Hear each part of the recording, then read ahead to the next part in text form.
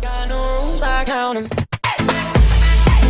I got no rules, I count 'em. Bread, up and down, bread, up and down, bread, up and down, whipping open.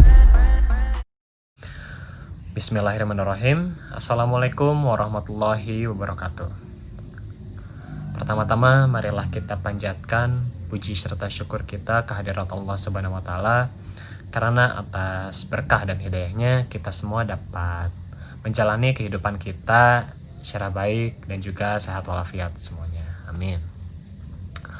Tak lupa salawat serta salam kita curah limpahkan kepada junjungan kita, Habibana wa Nabiyana wa Rasulana Muhammad sallallahu alaihi wasallam. Tak lupa kepada keluarganya, kepada para sahabatnya, kepada para tabi'id dan tabi'atnya, dan kepada kita selaku umatnya hingga akhir zaman nanti. Pada kesempatan kali ini, saya akan mempresentasikan bisnis plan saya atau rencana bisnis saya mengenai suatu aplikasi, yaitu Students Life Management App. Jadi ini tuh merupakan suatu aplikasi yang dimana memiliki tujuan untuk memanage waktu dan juga finansial kebutuhan para pelajar yang ada di Indonesia khususnya. Nah, sebelum itu izin memperkenalkan diri terlebih dahulu. Perkenalkan, nama saya Muhammad Zaki Ma'arif dengan NIM 1904901, angkatan 2019, jurusan Pendidikan Bisnis kelas A. Baik, langsung saja. Di sini kita bisa lihat bahwa ini logonya ya. Ini logo bisnis saya. Oke, lanjut. Nah, lalu mengapa saya mengambil bisnis ini gitu sebagai bisnis plan saya? Karena saya melihat dari suatu problem atau suatu masalah. Jadi banyak sekali para pelajar, khususnya mahasiswa ya, yang masih sulit untuk memanage gitu, mengatur keuangan dan juga waktu mereka untuk belajar, untuk menjalani kehidupannya lah pokoknya. Nah, maka dari itu saya berusaha untuk mencari solusinya, yaitu dengan membuat suatu aplikasi yang dimana untuk mempermudah kehidupan para pelajar, khususnya mahasiswa ya. Oke, lalu sekarang kita masuk ke analisa aspek positif dan negatif dari bisnis plan saya ini. Jadi ini ide bisnis saya, yaitu Students Life Management App. Untuk dari aspek positif, di sini saya mencantumkan ada 5. Yang pertama, memudahkan siswa dan juga mahasiswa untuk mengatur keuangan atau financial management. Nah, kenapa di sini siswa dan mahasiswa? Karena yang saya alami terutama mulai masuk SMA tuh kita kan sudah mulai lebih mandiri ya, lebih dewasa. Maka dari itu banyak juga yang mulai membutuhkan untuk mengatur keuangan dan juga waktu kita gitu. Lalu yang kedua, di sini ada memudahkan siswa dan juga mahasiswa untuk mengatur waktu. Ya, jadi selain keuangan, di aplikasi ini juga mengatur tentang waktu gitu ya, memanage waktu. Lalu yang ketiga, di sini ada menambah pengetahuan atau ilmu terkini dalam mengatur waktu dan juga keuangan. Jadi selain untuk memudahkan siswa dan mahasiswa untuk mengatur keuangan dan juga waktu, di sini mendapatkan berbagai pengetahuan atau ilmu terkini mengenai kedua hal tersebut. Lalu yang keempat, di sini ada aplikasi dan UI atau UX yang simple sehingga mudah dimengerti oleh siswa dan juga mahasiswa. Nah, jadi di aplikasi ini tuh tampilannya sangat mudah dimengerti oleh semua kalangan, terutama ini yang untuk pelajar. Dan ini yang terakhir, yang kelima, yaitu aplikasi 3-in-1. Jadi financial management, time management, dan juga berita atau info terkini dalam financial management dan time management sehingga lebih efisien. Nah, jadi di dalam satu aplikasi ini langsung mendapatkan 3 manfaat sekaligus.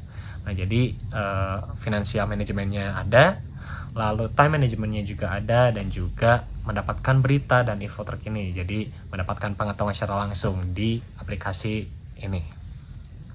Nah, namun di sini selain ada aspek positif, pasti juga ada aspek negatifnya ya. Nah, di aspek negatif ini ada 2. Yang pertama, menjadi lebih sering membuka gadget. Ya, memang membuka gadget keseringan gitu emang jelek. Cuman karena zaman sekarang itu udah kebilang suatu kebutuhan, sangat suatu kebutuhan, sehingga lebih sering memakai aplikasi ini. Jadi ya udahlah gitu ya. Lanjut, lalu di sini sudah ada aplikasi yang menyerupai aplikasi ini walaupun hanya satu fungsi saja. Nah, maksudnya jadi sebenarnya ada yang hampir menyerupai aplikasi yang saya buat, namun ini hanya mempunyai satu fungsi aja. Nah, sedangkan untuk aplikasi yang saya rencanakan itu ada 3 langsung. Jadi kalau aplikasi lain paling time managementnya aja, kalau enggak financial managementnya aja, kalau enggak berita-beritanya aja. Sedangkan untuk aplikasi yang saya rencanakan itu langsung mendapatkan 3 hal tersebut. Oke, jadi totalnya untuk aspek positif ada 5 dan juga aspek negatifnya ada 2. Oke, next. Di sini ada analisa SWOT. SWOT itu ada strength, weakness, opportunity, dan juga threat. Jadi di sini saya akan menjelaskan dari analisa SWOT-nya ya. Yang pertama, strength atau kekuatan. Nah, di sini saya ada 2 hal. Yang pertama itu kekuatannya aplikasi 3-in-1. Ini ya yang saya unggulkan, yang seperti disebutkan sebelumnya. Jadi di sini tuh aplikasi 3-in-1. Oke. Nah, di sini saya memberikan poin pertama ini 5 poin. Lalu yang kedua, aplikasi dan juga UI UX yang simple sehingga mudah dimengerti dibandingkan dengan yang lainnya. Di sini saya memberikan 4 poin karena hal yang simple itu pasti banyak lah ya di yang lainnya juga. Makanya saya memberikan 4 poin. Lalu untuk kelemahannya di sini saya kurangnya SDM yang terampil dalam membuat aplikasinya, karena membuat aplikasi di HP itu terbilang cukup sulit, sehingga ya inilah gitu, saya kekurangan SDM-nya gitu. Lalu yang kedua ini kurangnya peralatan yang mumpuni. Nah, peralatan yang mumpuni itu apa aja? Ya kan membuat aplikasi itu pasti butuh peralatan-peralatan yang terbilang cukup canggih gitu, walaupun misalkan dari laptopnya atau dari gadgetnya atau apanya gitu untuk mengoperasikan sistemnya tersebut. Nah, di sini keduanya diberikan 4 poin oleh saya. Nah, lalu di sini ada opportunities atau peluang. Di sini saya juga mempunyai 2 hal. Yang pertama, saat ini banyak sekali para pelajar, baik itu siswa ataupun mahasiswa, yang membutuhkan bantuan dalam mengatur keuangan. Nah, sehingga salah satu alasan yang saya membuat aplikasi ini tuh ya karena peluang ini. Makanya saya memberikan yang pertama ini 5 poin. Lalu yang kedua, hampir seluruh orang saat ini tidak bisa lepas dari gadget. Ini benar sekali, dan itu sebenarnya aspek negatif. Cuman ya karena banyak sekali yang sulit lepas dari gadget, yaitu menjadi peluang bagi saya, walaupun itu negatif. Oke, sekarang lanjut aja ya. Oh ya, keduanya diberikan 5 poin karena ini benar-benar peluang yang sangat besar. Lalu untuk threats atau tantangan, di sini adanya pesaing yang hampir serupa walaupun hanya satu fungsi yang seperti disebutkan sebelumnya. Nah, di sini saya beri 3 poin lah ya. Lalu yang kedua ini, aplikasi lain memiliki lebih banyak fitur dan juga desain yang unik. Ya karena saya lebih mengunggulkan yang simple ya. Jadi pasti ada kelebihan dan kekurangannya. Nah, jadi ya nggak apa-apa lah ya. Oke, next.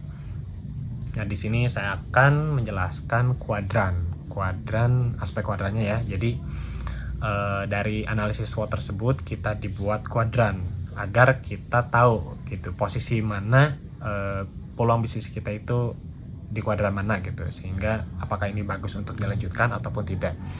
Nah, di sini bisa dilihat ya, jumlah S itu tadi ya kekuatan atau strength. S-nya itu kan ada 2. Yang pertama dapat 5 poin dan yang kedua 4 poin. Jadi ditambah jadi 9. Lalu ini weakness atau kelemahannya totalnya jadi 8, sehingga kekuatan dikurangi kelemahan dapat 1 poin.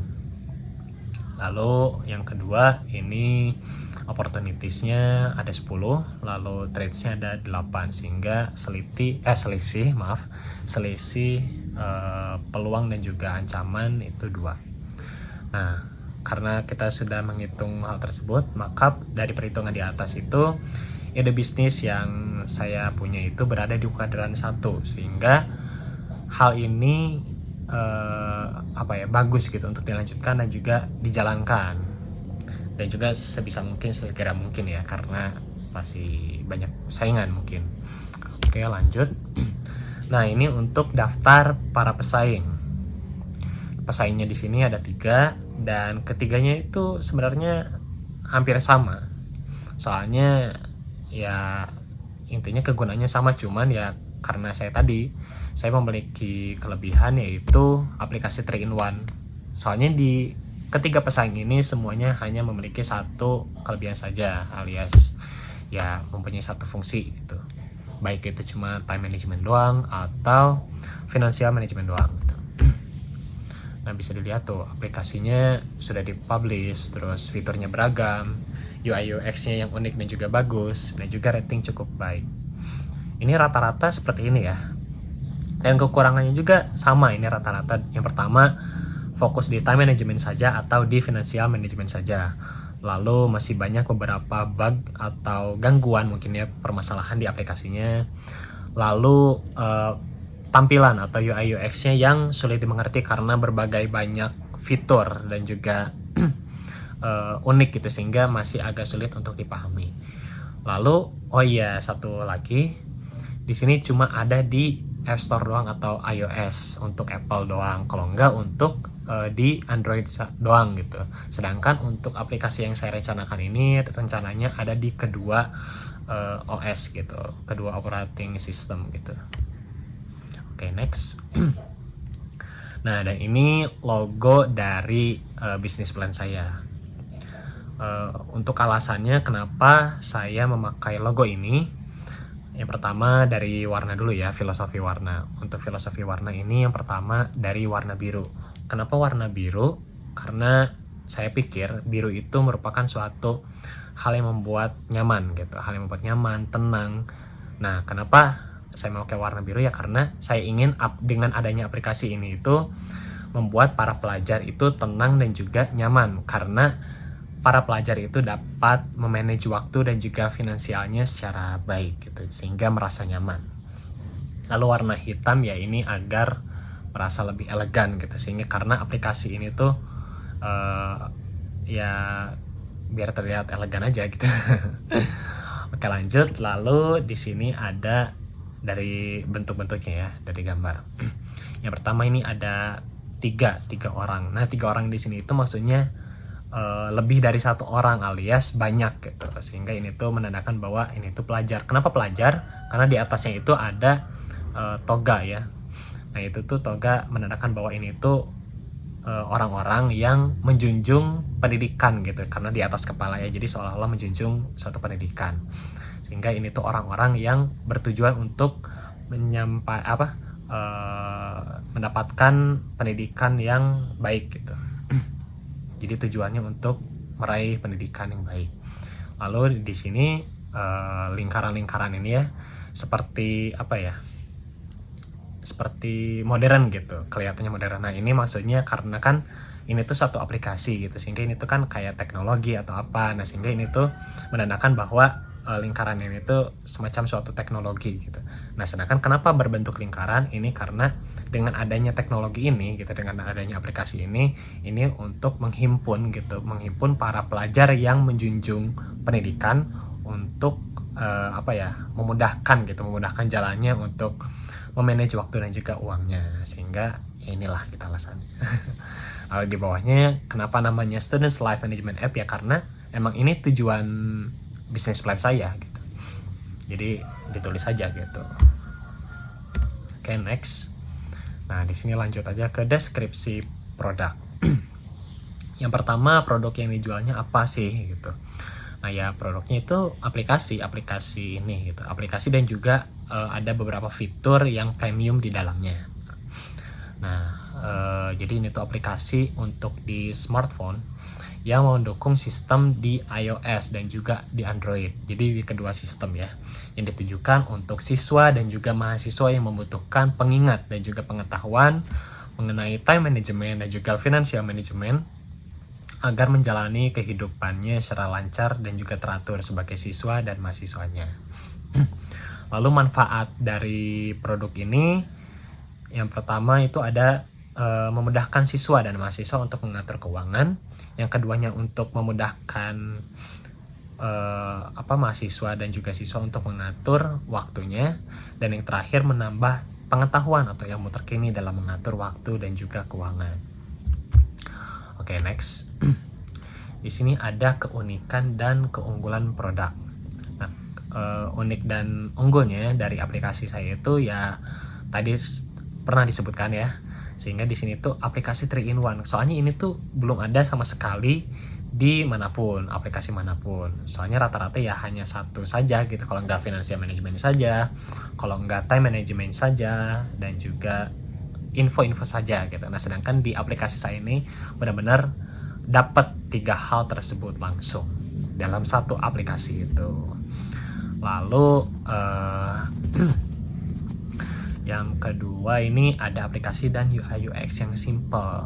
Nah, kenapa saya memilih simple? Karena agar mudah dimengerti. Mudah dimengerti oleh siswa dan mahasiswanya. Oke, next. Nah, ini contohnya ya. Ini contoh dari aplikasi saya rencananya. Ini untuk yang paling kiri itu contoh dari fitur financial management. Jadi mengatur keuangannya gitu ya. Jadi di sini ada grafiknya dari tanggal berapa sampai tanggal berapa. Ini misalkan pengeluarannya ada berapa, budget kita berapa, lalu misalkan kita mengeluarkan uang untuk dipakai kebutuhan apapun sehingga membentuk satu grafik gitu. Lalu di sini ada datanya juga ya, persentasenya gitu. Persentase misalkan di sini itu ada ini ternyata 69%-nya dipakai untuk bills gitu atau untuk biaya kebutuhan lainnya gitu misalkan. Terus ini 3%-nya seperti untuk makan, untuk transport, untuk shopping, misalkan untuk beli obat dan juga sebagainya. Lalu ini untuk yang tengah, untuk yang di tengah ini contoh dari info yang tadi ya, pengetahuan atau apa gitu. Nah, jadi di aplikasi ini tuh secara rutin memberikan suatu pengetahuan atau berita terkini mengenai time management dan juga financial management. Ini salah satunya ya contohnya gitu. Tuh, ini contohnya 5 trik time management terbaik yang bisa diterapkan siapa saja. Lalu ini untuk yang sisi kanan ini contoh untuk fitur time management atau mengatur keuangan. Tuh, bisa dilihat bahwa itu ada jam-jamnya ya. Ada dari jam 12 malam tuh 12 pagi banget ya, itu subuh gitu, sampai jam 12 malam lagi gitu. Jadi itu tuh jadwal selama satu hari itu ada apa aja tuh. Di situ kan contohnya untuk tidur, terus sholat subuh, untuk belajar, sarapan, bikin desain grafik dan sebagainya. Ini untuk contohnya saja. Oke, next. Lalu di sini ada menentukan target konsumen dan juga karakteristik.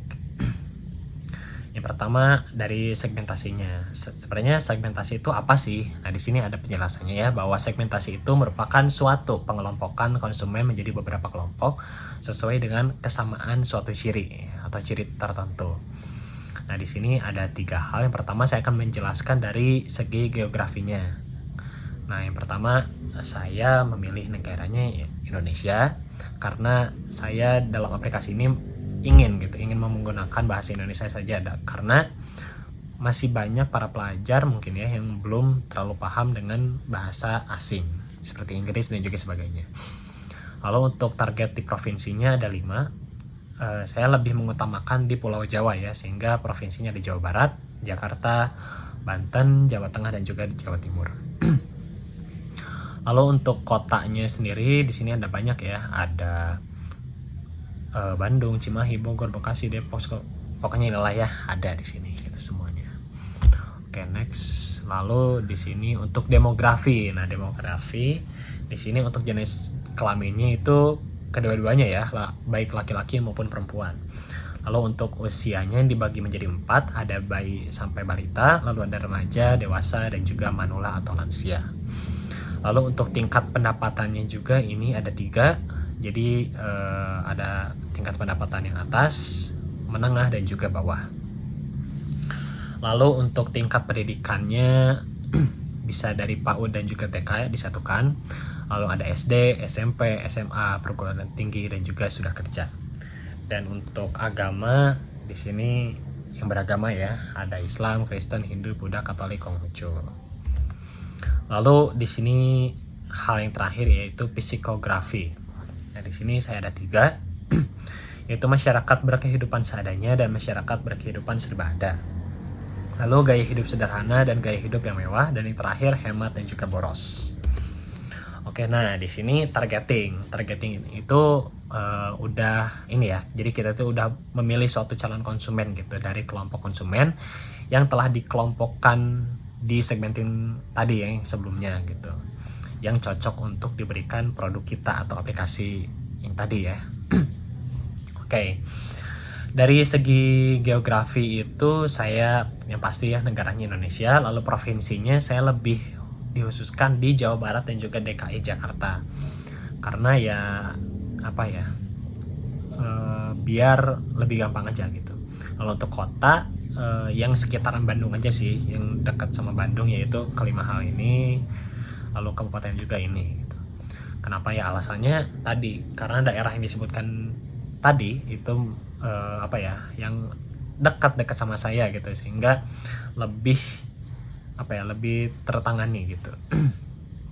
Lalu untuk demografinya di sini untuk jenis kelaminnya ya kedua-duanya, karena ya ini tidak apa ya, nggak apa-apa gitu mau dipakai laki-laki ataupun perempuan. Lalu untuk tingkat pendapatannya saya targetnya untuk yang menengah saja ya, menengah cukup gitu. Lalu untuk tingkat pendidikan saya di SMA dan juga perguruan tinggi, untuk agama semua. Alasannya ya karena aplikasi ini tuh dapat digunakan sama perempuan dan juga laki-laki ya. Lalu ditujukannya kenapa SMA dan juga perguruan tinggi, karena setelah masuk SMA itu biasanya dari segi keuangannya sudah diatur oleh sendiri gitu. Sedangkan kalau dari TK itu aja pasti masih dibimbing sama orang tua. Jadi mungkin kurang apa ya, kurang berguna ya gitu. Walaupun masih bisa gitu sama orang tuanya sebenarnya.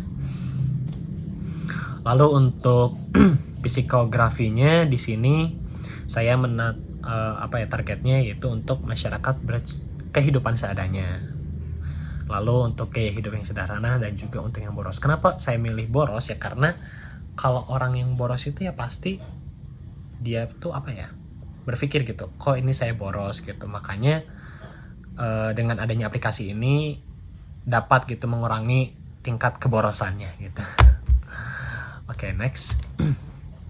Nah, lalu ini yang ketiga, ini positioning gitu. Nah, itu merupakan suatu cara agar produk kita dapat dengan mudah dan selalu diingat oleh konsumen. Nah, jadi di sini penempatannya itu saya itu untuk menjadikan para pelajar dan juga mahasiswa yang dapat mengatur waktu dan juga keuangannya.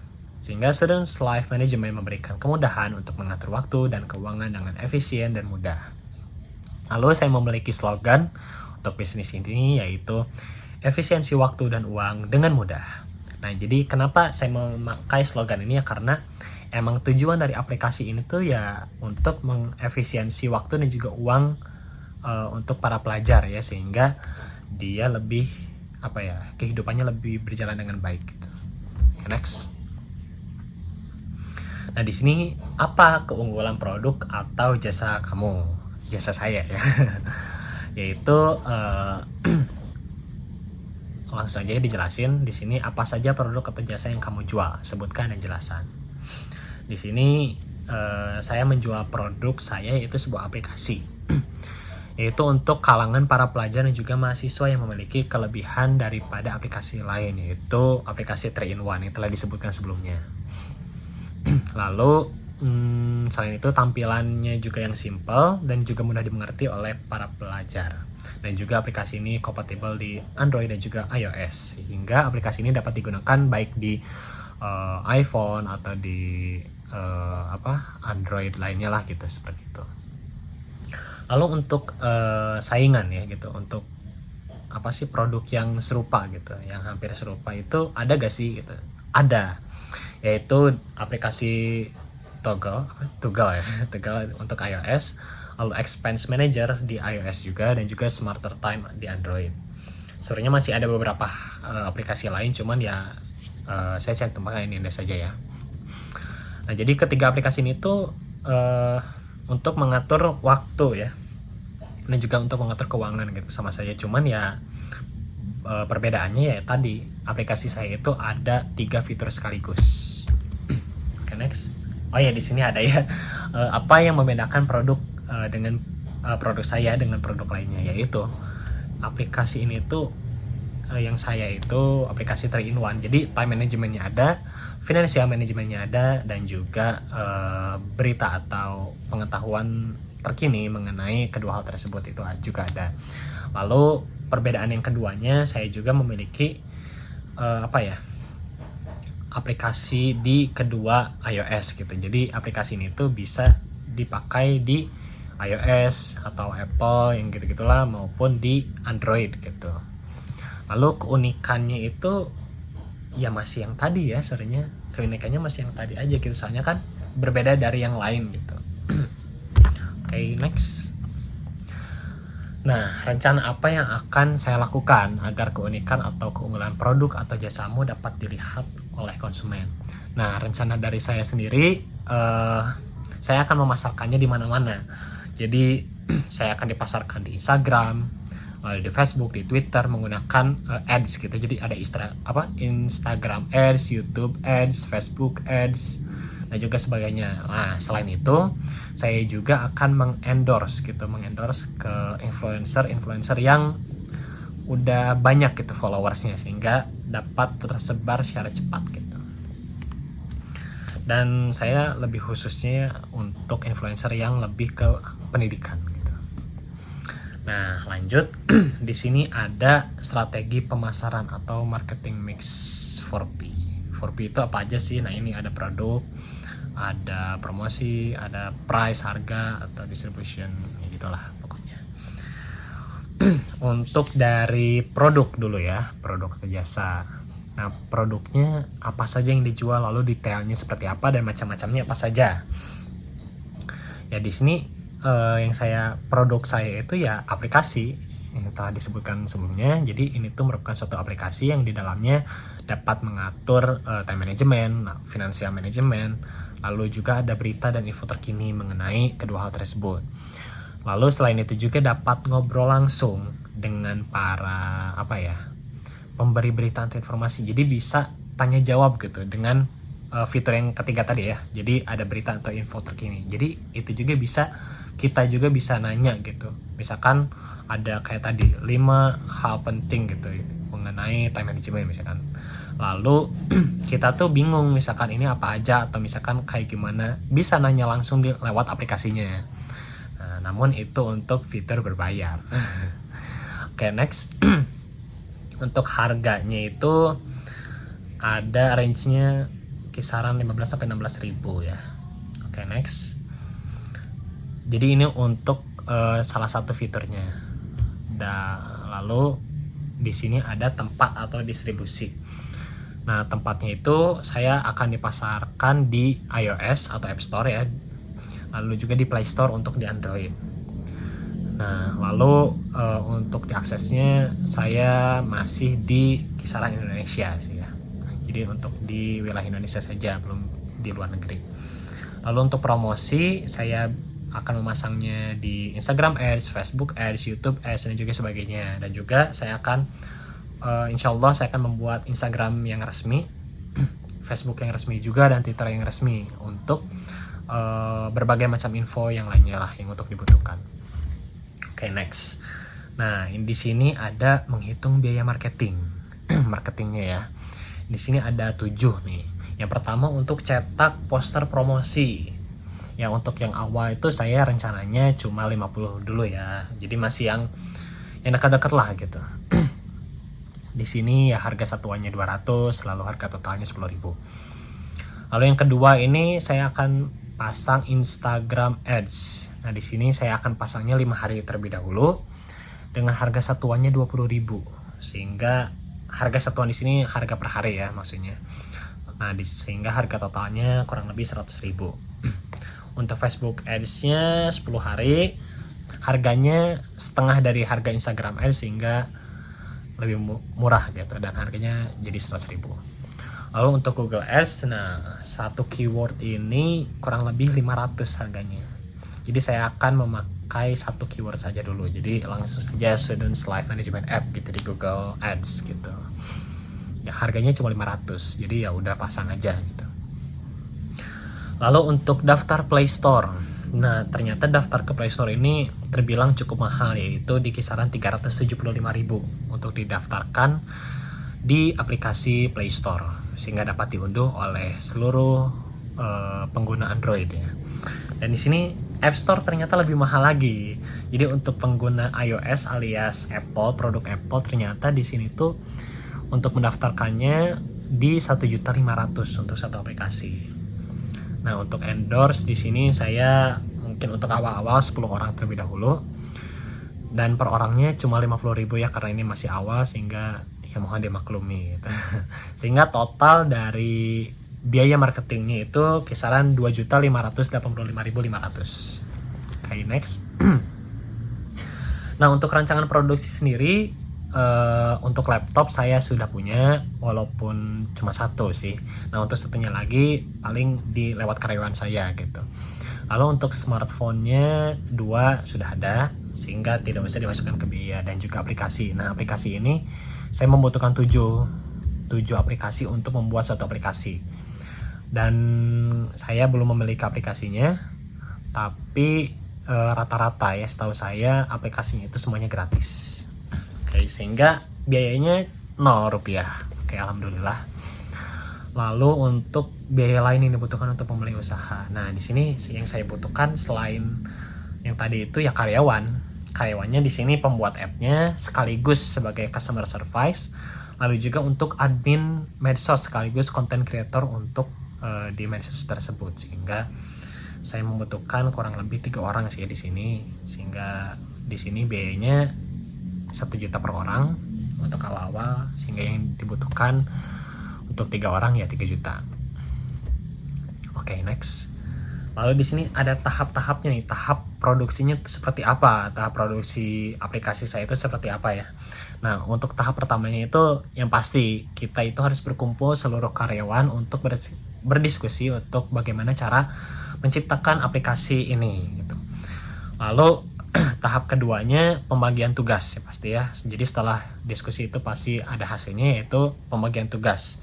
Jadi ada yang untuk membuat aplikasi khusus di Android, membuat aplikasi khusus di iOS, dan juga satu lagi misalkan untuk medsos dan sebagainya. Nah, lalu tahap ketiga setelah kita dibuat percobaan. Jadi setiap aplikasi semua dicoba di masing-masing sistem operasi kita coba. Lalu tahap selanjutnya yang keempat yaitu perbaikan dan juga modifikasi aplikasi sesuai dengan hal-hal yang kurang. Jadi setelah dicoba itu pasti ada evaluasi ya. Nah, evaluasi itu kita terapkan gitu. Jadi hasil-hasil evaluasinya semua kita terapkan, lalu diperbaiki atau dimodifikasi di tahap keempat ini. Lalu tahap kelima, setelah kita benar-benar udah dibenerin gitu ya, udah ditambah gitu, nah kita buat dulu kontak yang dapat dihubungi seperti keluhan, saran, dan sebagainya. Jadi ini seperti apa ya, customer service-nya gitu, kita coba dulu gitu, kita buat. Lalu tahap keenamnya kita juga membuat media sosial. Jadi selain membuat kontak yang tadi itu untuk yang keluh kesahnya, kita membuat media sosialnya untuk aplikasi yang telah kita rencanakan. Oke, tahap ketujuhnya di sini di pojok ya. Tahap ketujuhnya kita uji coba lagi setelah kita dimasukkan sebelum dimasukkan ke App Store dan juga Play Store. Kita uji coba lagi. Takutnya ada hal yang tiba-tiba mungkin berubah atau gimana, karena setelah kita misalkan mau didaftarkan itu pasti banyak syarat-syarat gitu ya, banyak syarat misalkan yang hal yang boleh dan juga tidak boleh di aplikasi tersebut, sehingga kita harus mengevaluasi lagi. Lalu di tahap 8-nya kita perbaikan lagi gitu. Sehingga lanjut ya, tahap 9-nya kita buat website karena udah siap ya. Kita buat website, terus pasang iklan-iklan juga gitu di Google, misalkan di Instagram, Facebook, dan sebagainya. Dan tahap terakhir ya kita daftarkan secara resmi di App Store dan juga Play Store. Oke, next. Nah, di sini untuk biaya produksi. Biaya produksinya itu di sini untuk biaya bahan baku secara langsung. Nah, di sini ada 3. Yang pertama back end system. Nah, back end system ini ternyata harganya tuh 1 juta gitu di web gitu ya biasanya. Lalu itu ada apa? Oh ya. Lalu untuk selanjutnya ada Java Native dan juga Swift Native. Ini saya kurang tahu lah ya, sehingga harganya tidak dicantumkan. Kalau tidak salah ini gratis, sehingga ya sudah harganya 1 juta saja. Oke, next. Lalu di sini untuk biaya tenaga kerja langsung. Nah, di sini tadi kan saya sudah mencantumkan ada 3 orang gitu. Jumlah tenaga. Nah, ini untuk 3 orang harganya per orangnya 100.000 sehingga totalnya harus 300.000. Oke, next. Lalu untuk biaya pendukungnya di sini ternyata untuk URL websitenya itu harganya satunya itu 500.000. Seperti misalkan studentslife.com misalkan, sebagainya lah seperti itu. Okay, next. Nah, di sini ada HPP atau harga pokok produksi. Harga pokok produksi per unitnya itu yang pertama di sini total biaya bahan baku langsung itu 1 juta, maaf. Lalu biaya tenaga kerja langsungnya 300.000, lalu biaya pendukungnya 500.000 sehingga total biaya produksinya 1.800.000. Sehingga HPP per unitnya kurang lebih 100.000. Oke, next. Berapa keuntungan kotor omset produkmu? Harga jualnya saya jual 150.000 kurang lebih. Ini tuh untuk fullnya ya. Nah, dan HPP per unitnya itu 100.000 sehingga keuntungan kotor per unitnya 50.000. Nah, di sini ada perkiraan biaya operasional. Nah, jadi ada 3 ya. Yang pertama biaya domainnya 30.000, yang kedua biaya SSL-nya 150.000 dan biaya servernya juga sama 150.000 sehingga totalnya per bulan itu 330.000. Nah, di sini untuk perhitungan untuk menutup biaya operasional. Untuk operasional itu ya, ternyata harga operasional kan 330.000. Dan di sini harga per produknya itu keuntungan kotornya itu 50.000 sehingga untuk menutupi 330.000 ini kita harus menjual sebanyak 7 produk untuk menutup biaya operasional. Dan di sini untuk balik modalnya karena modalnya 3 juta sehingga kita harus menjual sebanyak 60 unit. Oke, next. Dari sini target produksi, penjualan dan perkiraan laba kotor. Di sini untuk bulan Januari kemarin di sini saya menjual produknya premium feature ya. Jadi fitur premium gitu. Dari ketiganya sama, saya targetnya untuk dijual fitur yang premium tersebut. Untuk HPP-nya semuanya 100.000, harga jual per unitnya semuanya 150.000 dan laba kotornya semuanya 50.000. Dan untuk perkiraannya sih untuk tiap bulannya kurang lebih 20 ya, sehingga selama 3 bulan ini mendapatkan 3 juta. Jadi langsung ketutup ya 3 juta gitu, ketutup modal.